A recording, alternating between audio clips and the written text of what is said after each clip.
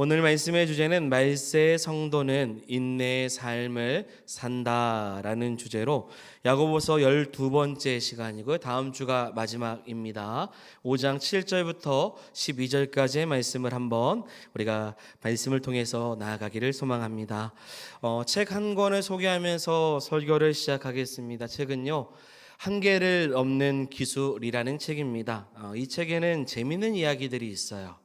그 중에 하나가 아나콘다 생존 방식에 대한 이야기입니다. 여러분, 아마존의 가장 큰 아나콘다가 보통 9m 정도가 된다고 합니다. 인터넷 검색하면 있어요. 근데 차마 가져오지 못했습니다. 보기가 좀 그렇습니다. 본당 좌로부터 우 정도, 이 정도 길이라고 생각해 볼 수 있는 만큼 아주 큽니다. 그런 아나콘다가 아마존에서 생존하기 위해서는 반드시 뭘 해야 되냐면 먹이 사냥을 해야 됩니다.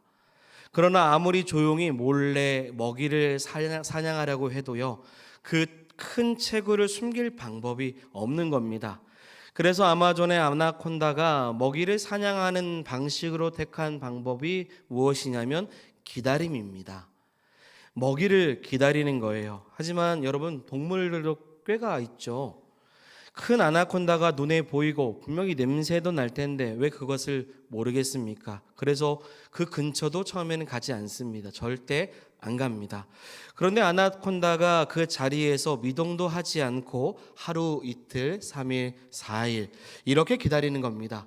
그러면 하루 이틀, 3일, 4일 별것 아닌 것 같지만 이 아나콘다의 몸에는 이끼가 끼기도 하고, 그리고 아나콘다의 냄새도 점점 없어진다는 겁니다.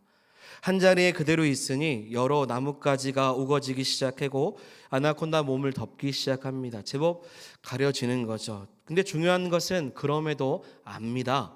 동물들은 압니다. 그러나 작은 동물들이 아나콘다가 있는 것을 봤을 때 처음과 다름이 없이 계속 있겠지만 그냥 물체 혹은 시간이 지나 보니까 그냥 비슷한 것처럼 그냥 여기기 시작한다는 것입니다. 그래서 처음에는 작은 다람쥐 같은 애들이 와서 집적되고 도망가기 시작하지만 그때마다 아나콘다는 가만히 기다립니다. 그러면서 처음에는 작은 동물들이 왔다 갔다 하다가 조금씩 큰 동물들이 왔다 갔다 하고, 조심스럽게 행동했던 동물들이 이제는 그냥 대놓고 왔다 갔다 하다가 마침내 어떻게 됩니까? 아나콘다가 보기에 제법 먹을 만한 그런 동물이 왔을 때 오랫동안 기다렸던 몸을 확 풀어가지고 한꺼번에 잡아먹는다는 것이요. 이것이 아나콘다의 생존 방식이라는 겁니다. 자신은 먹이 사냥을 쉽게 할 수 없으니 자기가 살 수 있는 방법으로 먹이 사냥이 가능할 때까지 기다리고 인내하고 참는다는 것입니다. 이 기다림이 아나콘다가 세상을 사는 생존의 방식이죠. 여러분, 물론 기다린다는 시간, 기다리고 있는 시간 동안 배가 고프겠죠. 힘들겠죠. 움직이고 싶을 것입니다. 참기 어려울 수 있습니다. 그래서 기다림이라는 것 자체를 생각해보면 그것은 고통이고 고난이고 힘든 역경이 될 수 있죠. 그리고 기다리면서 언제까지 기다려야 하나, 언제까지 참고 언제까지 기다려야 되나, 스스로 이런 질문을 하다가 낙심할 수도 있습니다. 여러분, 이 이야기는요, 오늘날 하나님을 바라보고 살아가는 성도된 우리에게 신앙인으로서 살아있는 신앙, 어떤 생존의 삶으로, 믿음의 삶으로 살아가야 될지를 생각해보게 하는 그런 예화이라고 생각이 됩니다. 말세 이 시대 속에서 여러분, 우리가 무엇을 의지하고 살아가야 되는지를 생각해보게 하는 이야기죠.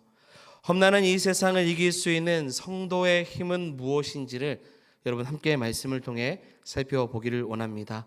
첫 번째는 인내하며 길이 참으라라고 우리에게 권면하고 있습니다. 이제 말씀 속으로 한번 들어가 보죠. 우리 7절 말씀 같이 읽어보겠습니다.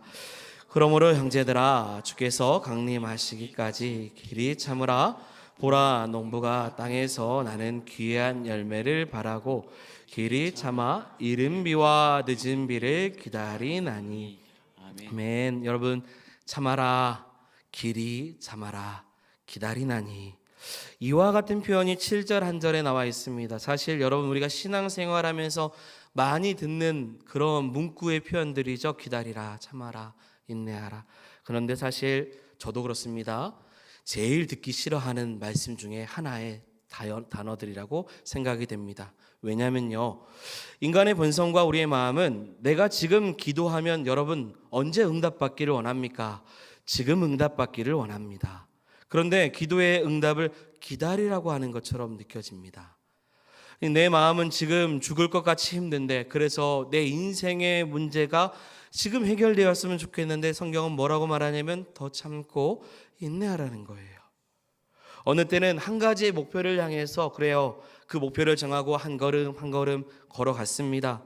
이제 좋은 결과를 얻을 수 있겠지라고 생각하는 그 순간에도 성경에서는 아직 때가 되지 않았다, 좀 더 기다리라고 이야기를 합니다. 그래서 사실 기다리라, 참으라, 인내하라는 말이요, 그렇게 우리가 좋아하는 말씀의 구절은 아닐 거라고 생각이 됩니다. 여러분, 시편, 구약의 시편이 총 150편입니다. 그 중에서 제일 많은 시의 내용이 개인 탄원시입니다. 이 탄원시라는 것은 이제 개인의 신앙을 가지고 주 앞에 나아가는 시인데, 그때 시인들이요 종종 자신이 겪고 있는 그 고통의 종식, 그러니까 고통의 끝이 언제 있는지에 대한 질문을 하나님 앞에 수없이 던집니다. 한 두 구절만 볼까요? 시편 74편 10절의 말씀입니다. 같이 읽겠습니다. 하나님이여 대적이 언제까지 원수가 주의 이름을 영원히 능욕하리이까. 아멘. 시편 90편 13절 말씀도 읽겠습니다. 여호와여 돌아오소서, 언제까지니까 주의 정들을 불쌍히 여기소서. 시인들은 이와 같이 물어요. 언제까지입니까? 대체 언제까지 참고 하나님 기다려야 됩니까? 라는 거예요. 누구나 지금 하나님을 향해서 기도하고 있을 때 지금 기도가 응답되기를 바라는 것은 아주 당연한 마음일 것입니다. 그런데 너무나도 기다리라고 그 말씀을 하시면 답답하죠. 너무 막연합니다. 오늘 말씀을 보세요. 뭐라고 하냐면 길이 참으라라고 해요. 여러분, 길이 참으라. 여러분 찬송가 중에 길이 살겠네, 또 길이 살겠네, 이런 찬양이도 있죠. 길이라는 것은요, 여러분 오래라는 뜻입니다. 오래. 헬라어로는 마크로티메오라는 단어를 쓰고요. 오래 참으라는 뜻은 그 단어에서 뭐냐면 그냥 인내하라라는 뜻입니다. 여러분 7절부터 오늘 본문 11절까지요, 참으라, 인내하라는 말이 무려 7번이나 나옵니다. 그러면 우리는 다음과 같은 질문을 또 던져요. 그러면요, 대체 하나님 언제까지 기다려야 되는 겁니까? 내가 지금 바라고 있는 것은 지금인데 언제까지 참아야 됩니까? 라고 질문하고 또 묻게 된다는 거죠. 야고보서에서는요, 우리가 인내하는 시간을 한정적으로 이야기를 합니다. 7절의 말씀 보면 언제까지 참고 기다려야 되냐면 주께서 강림하시기까지라고 있습니다. 할렐루야. 말세라는 거예요.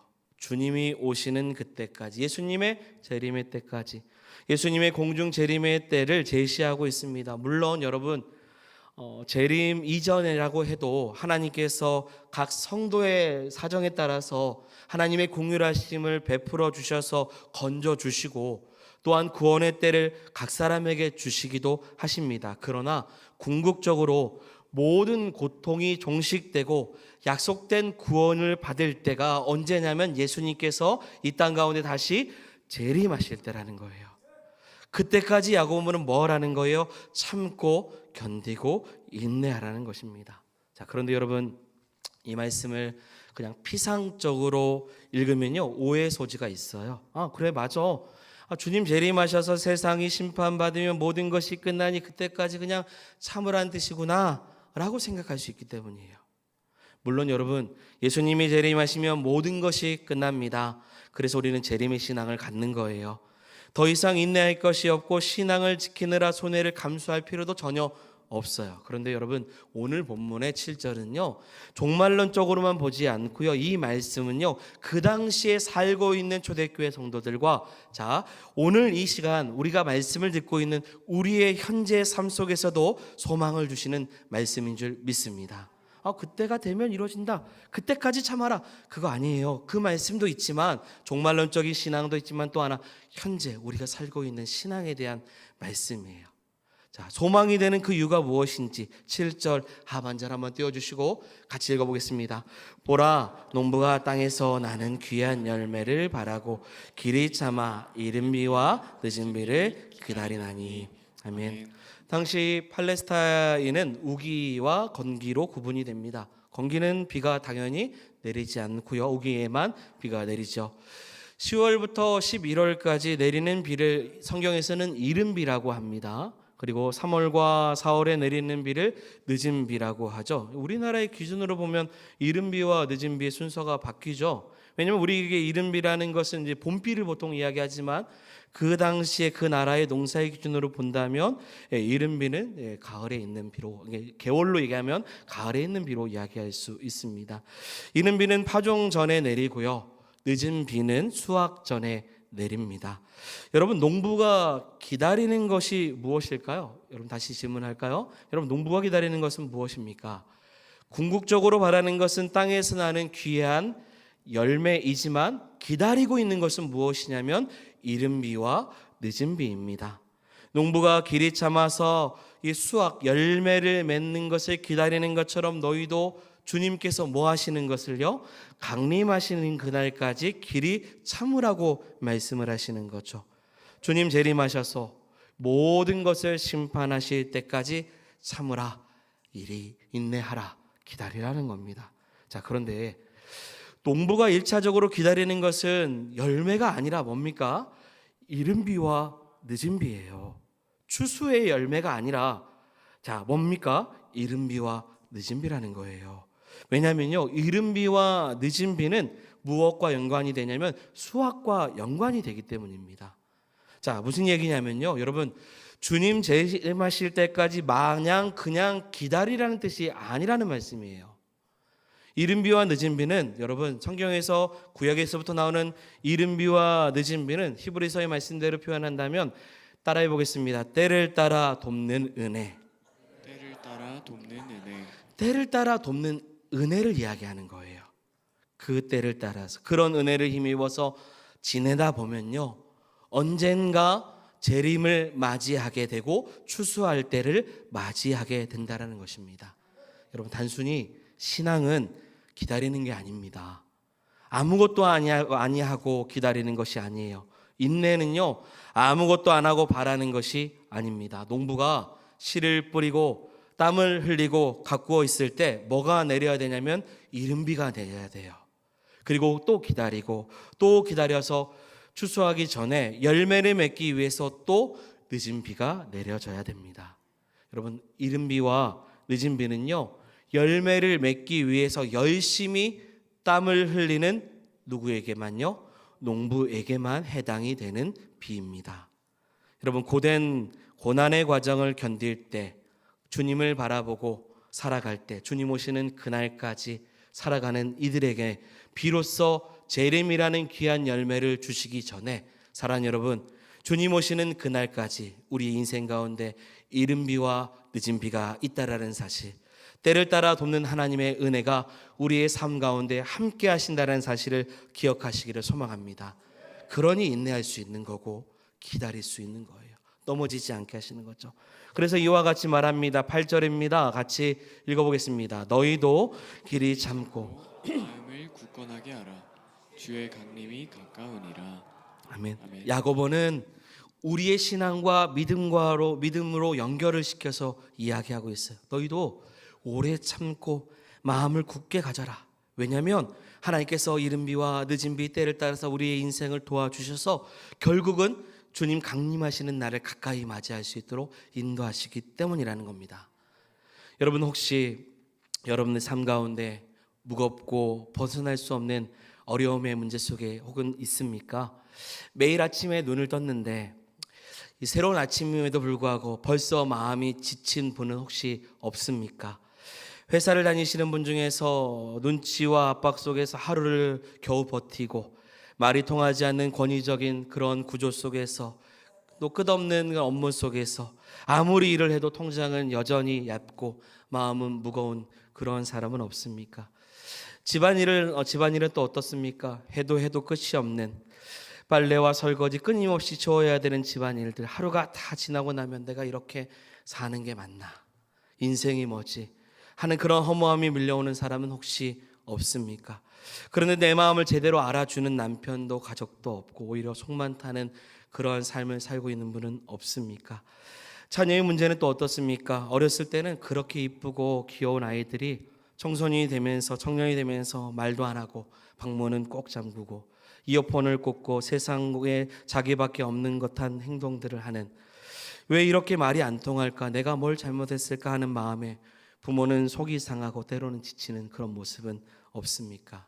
이웃과의 관계 속에서 경제적인 문제 때문에, 건강 때문에, 예기치 못한 사고 때문에 이렇게 우리의 삶은 크고 작은 고난으로 가득 차고 있을 때가 혹은 없습니까? 때로는 자신의 연약함과 부족함 때문에 스스로 낙심하기도 합니다. 그럴 때 우리는 문득 그냥 다 내려놓고 멀리 떠났으면 하는 마음도 갖습니다. 여러분, 우리가 살아가는 인생의 현실은 분명히 녹록지 않습니다. 믿음의 소망이 있어요. 우리는 주님 오시는 그날을 바라고 주님 오심을 간절히 소망하는 줄 믿습니다. 그러면서도 인생을 살아갈 때 너무 녹록지 않고 힘들다라는 거죠. 그러나 바로 그런 우리에게 야고보 사도가 오늘 말씀하고 있는 거예요. 여러분, 농부처럼 자신이 해야 될 일을 감당하고 있을 때, 그게 직장 생활이든 가정 생활이든 삶의 도전이든 때를 따라 돕는 은혜와 같이 하나님께서 이른 비와 늦은 비를 여러분들에게 다시 주실 것입니다. 그러니 포기하지 마시고 인내하십시오. 인내하면서 주어진 삶 속에서 믿음을 지킬 때 주님이 반드시 강림하셔서 여러분들의 눈물을 닦아주시고 더 이상 고난의 길을 걷지 않도록 인도해 주실 것입니다.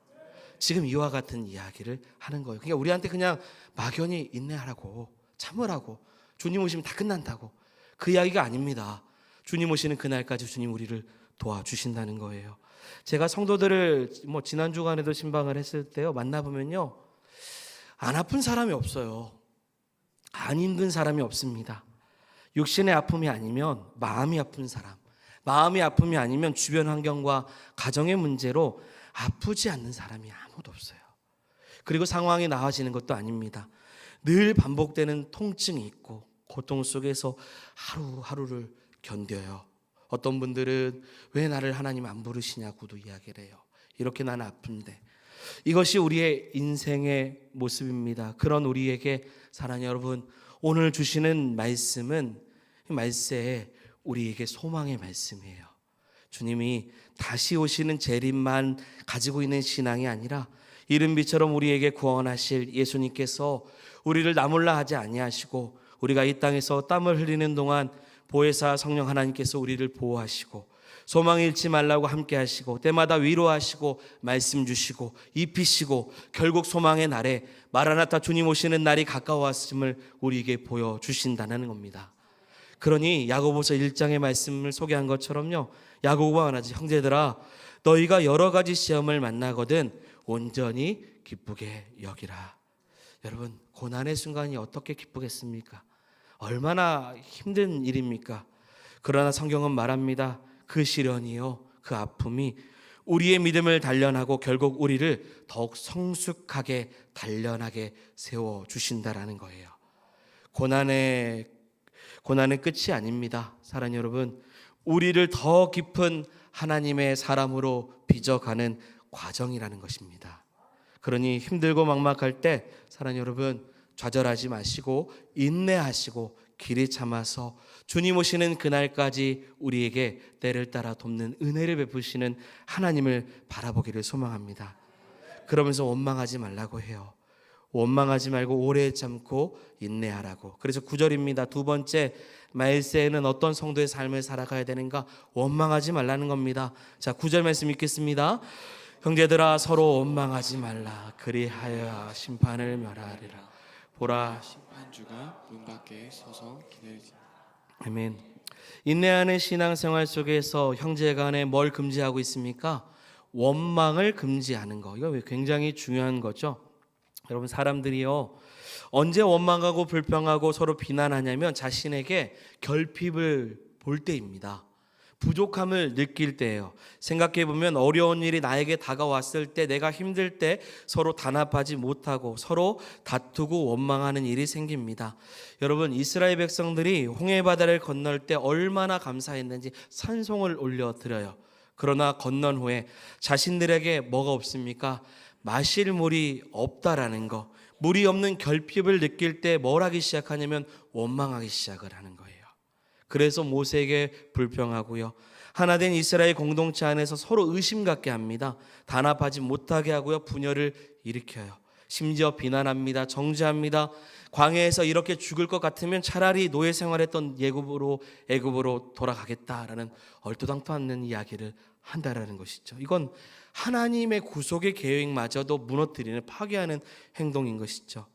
여러분, 어려움을 당할 때 우리는 쉽게 다른 사람을 원망합니다. 다른 사람들을 문제 대상으로 보는 경우도 있어요. 저 사람만 없었으면 아무런 문제가 없었을 텐데, 지금 내가 이렇게 힘든 것은 바로 저 사람 때문인데, 나는 괜찮은데 다 저 사람 때문이라고 남 탓을 한다라는 거예요. 그리고 우리에게 원하지 않는 환경이 주어지면 그로 인해서 스트레스가 쌓이기 시작하고, 일이 뜻대로 잘 안 되면 화가 나고 짜증이 내기 시작하는 거죠. 그럴 때면 왜 이런 일이 생겼는지 투덜하기 시작하고 원망한다라는 것입니다. 여러분, 악한 본성을 가지고 있는 우리가 누군가를 향해서 원망하고 싶은 마음이 드는 것은 아주 자연스러운 일입니다.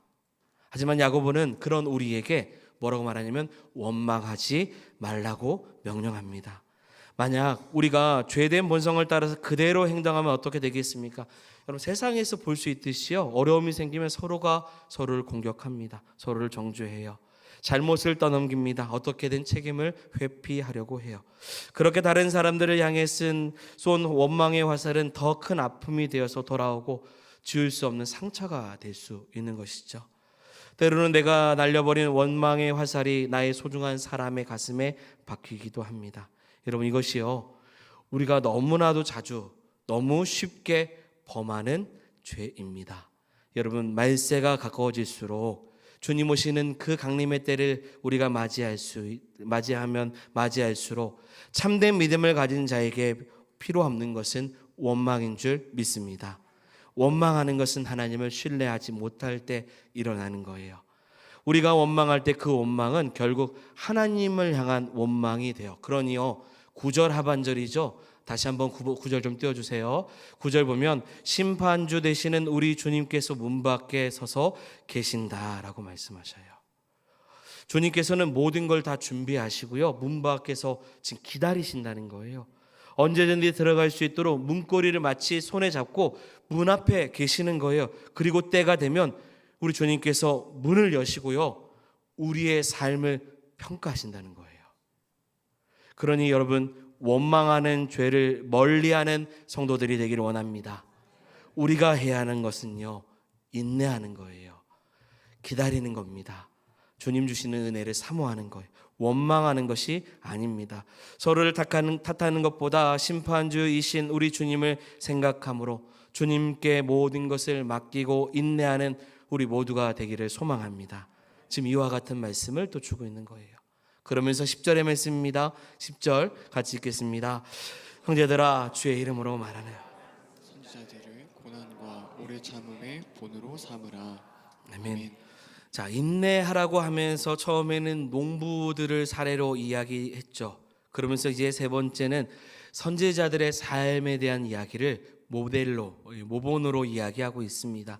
여기서 말하는 선지자는 참된 선지자들입니다. 이들은요, 하나님의 부르심과 위탁을 받은 사역을 온전히 행했음에도 불구하고 이 땅에서 무슨 것 많냐면 고난을 받았던 사람들이에요.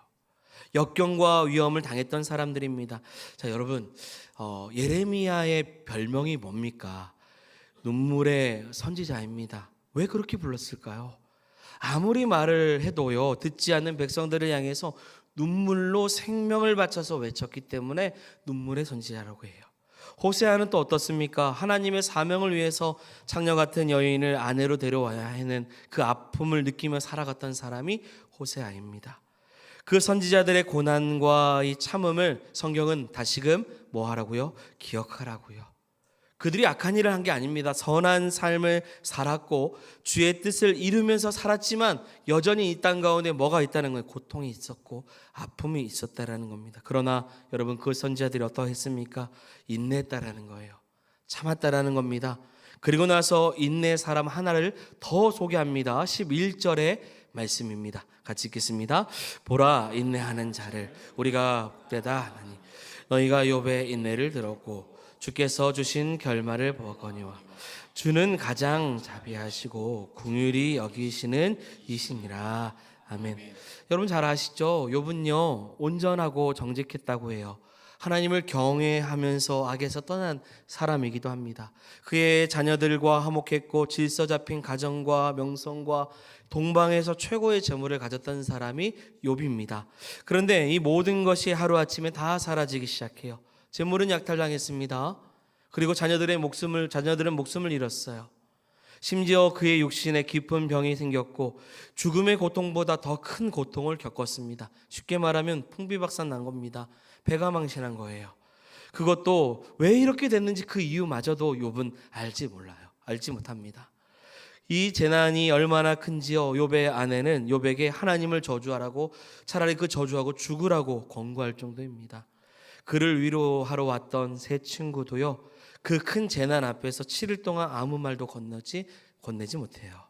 여러분, 고난의 이유를 알 수 없고 아내도 친구도 자신도 자신을 이해해주지 못하는 그런 욥이요. 여러분, 욥기서 전체를 보면 당연히 또 하나님 앞에 따지기도 하고 그런 마음이 있지만 결국 하나님께서 그와 함께 해주심을 믿고 하나님만을 믿는 믿음으로 견디기 시작합니다.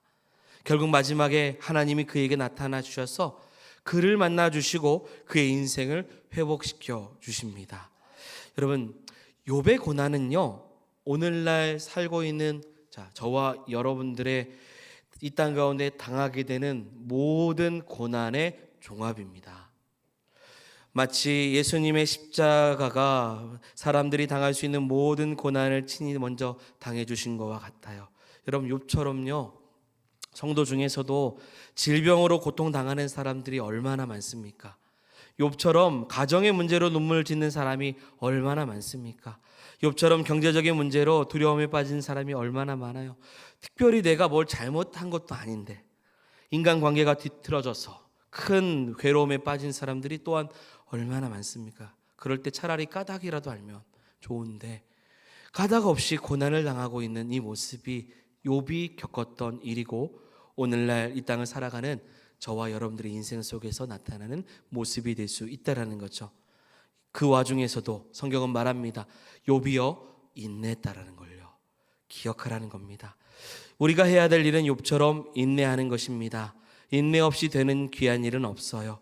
욥의 인생의 마지막 하나님이 찾아와서 인내했더니 그를 회복되게 하시고 또한 이러한 일들이 우리에게 주어지고 있다라는 거죠. 그러니 성도가 말세까지 해야 될 일은 무엇이냐면 결국은 인내하는 것입니다. 주님이 하시는 일은요, 마지막 강림하실 때 회복해 하시는 결과를 주시는 일이죠. 그래서 여러분, 인내는 우리의 몫입니다. 우리가 해야 될 일이고요. 결과는 주님의 몫입니다. 우리도 욥처럼 많은 고난을 당하지만 우리의 몫은 결말을 짓는 것이 아니라 인내하는 것입니다. 하나님의 백성들이 인내하며 하나님을 소망해야 하는 이유는 여러분, 하나님은 잔인한 분이 아니시기 때문이라는 거예요. 하나님은 하나님 백성들의 고통을 외면하지도 않으십니다. 그래서 선지자들이나 욥이 믿고 의지했던 그 하나님이 나의 하나님이심을 믿게 하는, 그래서 11절이죠. 11절 하반절, 주는 가장 자비하시고 긍휼히 여기시는 이시니라. 아멘. 이 하나님이 저와 여러분들의 하나님이시라는 겁니다. 그러니 인내하고 기다리라는 거예요. 그런 신앙으로 말세를 살아가는 성도가 되어야 한다는 것입니다. 마지막입니다. 네 번째, 그래서 말세 우리가 해야 될 일은 12절이죠. 우리는 맹세하지 말아야 한다라고 합니다. 12절 같이 이렇게 읽어보겠습니다. 내 형제들아, 무엇보다도 맹세하지 말지니. 아멘. 이와 같은 명령을 내려요. 여러분, 맹세는 그 자체가 잘못되고 나쁜 일이 아니죠. 예수님께서 이 땅에 계셨을 때 맹세 자체를 부정하지 않으셨습니다. 우리가 결혼할 때도 서약하잖아요. 법정에서 진실됨을 말하는 것처럼 맹세를 합니다. 이 본문에서 맹세하지 말라는 것은 무심코 남발하는 맹세를 말하는 거예요. 유대인들은 맹세를 과하게 많이 했을 뿐만 아니라 맹세의 대상에 따라서 등급을 정하고 맹세를 가볍게 여겼어요. 야고보는 그렇게 하나님을 온전히 신뢰하지 못함으로 조급함 속에서 나오는 그런 맹세하지 말라라는 거죠. 우리가 어려움 속에서 고난을 경험하고 있을 때 어떤 이 중압감 속에서 성급한 결정과 약속을 할 때가 있습니다. 힘들고 어려울 때 우리는 경솔하게 말하기도 쉬워요. 이 문제를 어떻게든 넘기기 위해서 함부로 말하고 약속을 하는 거죠. 하나님, 이때만 지나가게 해주신다면, 하나님 이것만 벗어나게 해주신다면, 이렇게 말하면서 정작 그 말을 지켜내지 않을 때가 얼마나 많냐라는 거죠. 뿐만 아닙니다. 사람들에게 이렇게 말하기도 해요. 하나님을 두고 맹세하는데 정말이야. 하나님 앞에서 내가 장담하는데 하나님께 맹세했고 다시는 그런 일이 없을 거야. 자신의 말에 진실성을 높이기 위해서 누구의 이름을 가져오는 거예요? 하나님의 이름을 함부로 도용하는 거죠. 자신의 목적을 이루기 위해서 그 이름을 이용하는 것입니다. 여러분, 맹세를 하지 말아야 된다. 이것보다 사랑하는 여러분, 진실되게 행동할 수 있는 성도들이 되어야 된다는 겁니다. 지금 야고보서는 믿음이 있노라라고 말만 하지 말고 그런 진실한 행동, 맹세만 하지 말고 그런 맹세하지 말고 삶으로 그것을 보여줘 봐라. 인내하면서 주님 오시는 그 강림의 날까지 깨어서 살아가는 성도의 삶, 정직한 삶이 무엇인지를 말세의 성도는 인내한 삶으로 보여봐라 라는 거예요. 매사가 정직해야 되고 신뢰할 만한 사람이 되었을 때 굳이 맹세가 필요 없는 믿을 수 있는 삶, 인내하면서 주님을 간절히 기다리는 삶, 그래서 저 사람만 보면 주님 오심이 가까워졌음을 깨달을 수 있을 만큼 믿음의 사람으로서 살아가는 성도가 되어야 된다는 거예요. 거짓 맹세와 같이 지킬 수 없는 약속을 남발하면서 그 삶이 정직하지 못하면 그것은 거짓 믿음을 보여주고 있는 증거가 됩니다. 결국 하나님의 심판을 받게 되는 것이죠. 여러분, 우리의 말과 우리의 삶이 어떠한지를 생각해 보시기 바랍니다. 참된 믿음을 가진 자답게 맹세가 필요 없는 그러한 삶을 여러분 살고 계십니까? 이와 같은 삶을 이야기하고 있습니다. 여러분, 오늘 말씀을 통해서 우리는 네 가지를 보았습니다. 말세, 믿음의 사람들이 가져야 될 신앙. 첫째는 어려운 가운데서도 주님 강림하신 그날까지 참고 인내해야 된다는 거예요. 참으면 그 열매를 맺게 하실 것입니다. 두 번째는 마음을 굳게 하고 주님 오심을 기다리는 것입니다. 세 번째는 원망하지 말아야 되는 거예요. 원망의 죄를 버리고 하나님을 신뢰해야 될 것입니다.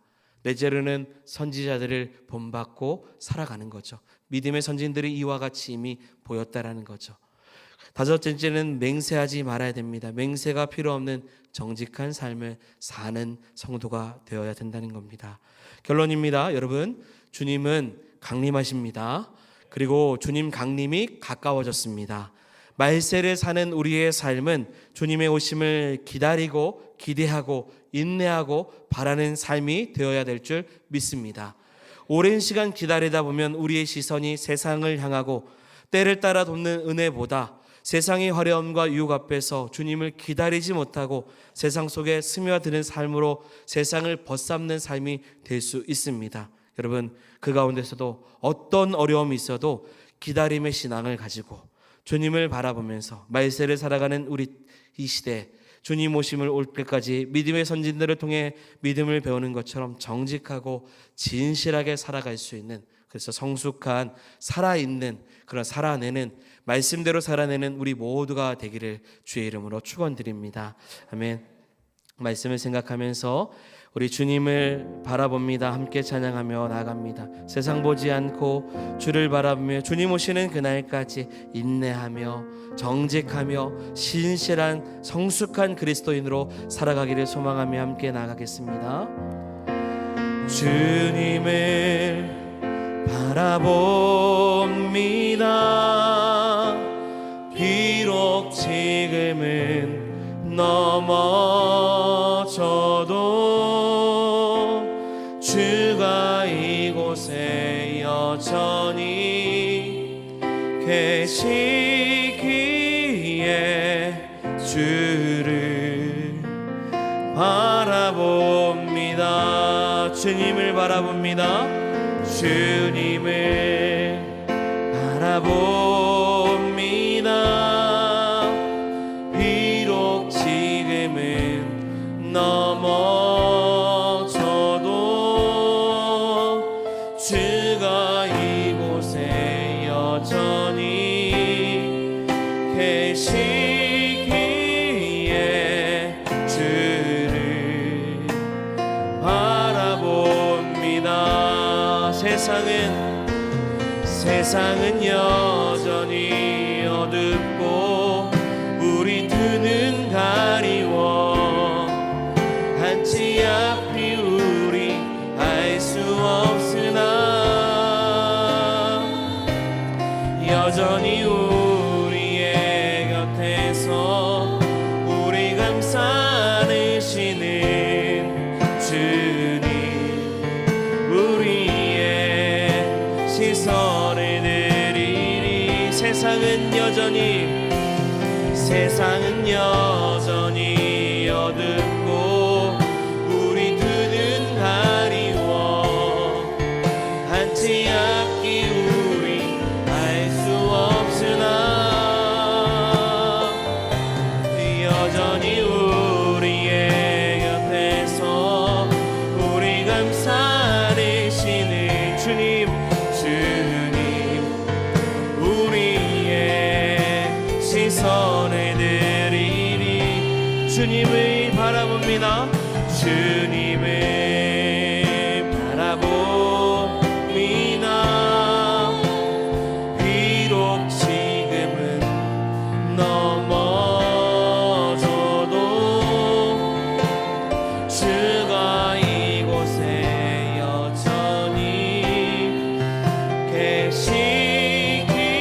계시기에 주를 우리의 고백으로 드립니다. 주님을 바라봅니다. 주님을 바라봅니다. 비록 지금은 넘어져도 주가 이곳에 여전히 계시기